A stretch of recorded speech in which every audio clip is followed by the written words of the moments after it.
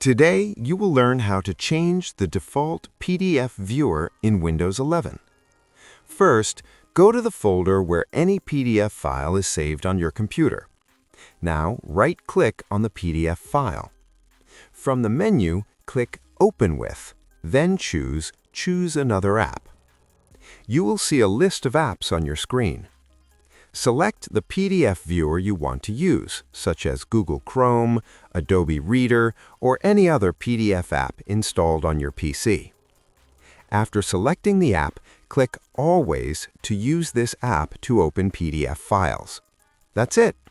From now on, all your PDF files will open automatically with the viewer you selected. So yes, you have successfully learned how to change the default PDF viewer in Windows 11. If this video helped you, please like the video, subscribe for more easy Windows and PDF tutorials. Thanks for watching.